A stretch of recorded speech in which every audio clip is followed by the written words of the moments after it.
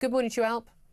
Good morning, Julia. Thank you very much indeed for joining us. I mean, let's say, just very quickly, first of all, I want to cover the possibility of Keir Starmer, cozying up, we know, this EU summit today with 27 EU leaders, desperately wants to get back in with the EU and wants to sort of say, no, of course we wouldn't have free movement and things like that, but having this deal where, youth, young people under 30s would be able to travel and work.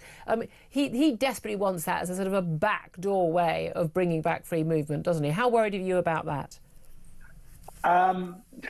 It depends what we sign up to. My feeling is that the EU are going to push their luck so far that even Sir Keir Starmer is going to say, I'm sorry, but we can't do that. Let's wait and see.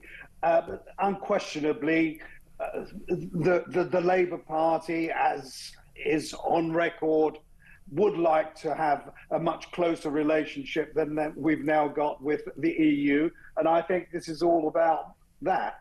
What happens with regard to immigration, well, it can't get any worse, frankly. Well, you say that.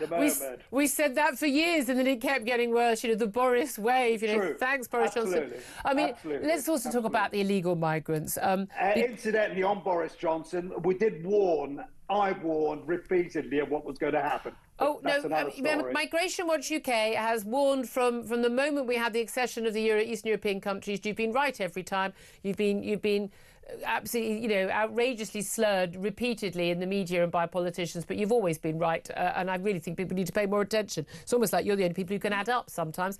Let's talk about the Home Office there, looking to repeal rules introduced by the Tories rather later than they should have done, that meant that any small boat arrivals, i.e. illegal migrants, could pretty much almost never have a chance of ever becoming UK citizens. We understand that Labour, under their new Border Security, Asylum and Immigration Bill, I never understand why we need to have all these long words in there, but they are now looking at, they say, tackling the small boats crisis, quote, smashing the gangs.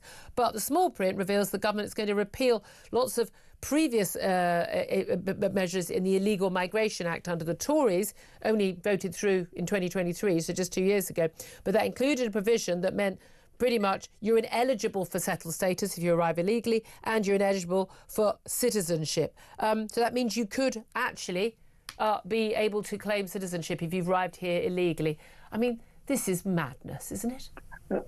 It's always been madness. Sir Keir Starmer and Yvette Cooper are a bit like Icarus flying towards the sun on immigration. What they're doing is actually encouraging illegally people to make their way here. That's what it is. The new legislation is going to make it much more difficult to make the case for removing people. It's already very difficult, but it's going to make it even more difficult. With regard to young people, it's going to, again, become so much more difficult to take biometric evidence and biometric information from them.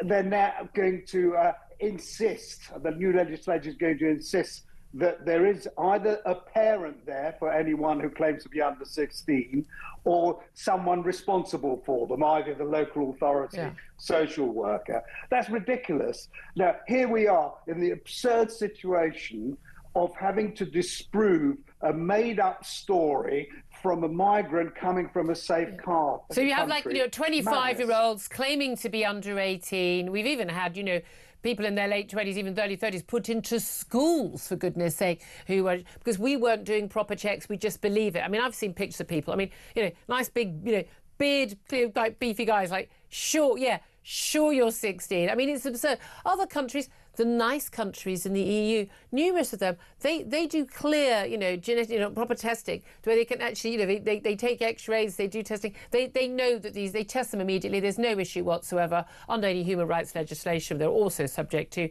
for finding out whether someone is the age they say they are when they haven't got a single bit of ID to prove anything. It is utterly bizarre. What do you think, though, is behind it? Because we can talk about the rinky-dink measure here and rinky-dink measure there. What do you think the game plan is, such as Labour having a game plan? It's pretend politics, that they know that it's with the system as it is at the moment, it's almost impossible to detain, deal with quickly, and remove anyone arriving illegally. Anyone who's arrived legally and becomes illegal, it's even more difficult. Yeah. The legislation is just make-believe at the moment. It's not going to smash the gangs. They're going to continue coming illegally. And those who make their way legally for short stay and stay on, that is going to be given rocket. Yeah. I mean, it absolutely blows my mind. They reckon it's like 1.5 million people. Who are we kidding? It's probably double that, realistically, number of people who are here who haven't got a right to be here. But no one knows. They haven't got a clue. They didn't know how many people from the EU lived here, even when we left at Brexit. It was 2 million more people than they thought, and they were here legally. I just find it extraordinary that we don't count people in and count people out. I mean, they're taking our details. We're queuing up for hours sometimes at passport control when there's a problem there. How on earth are they not using this information? It is absolutely mind-blowing to me.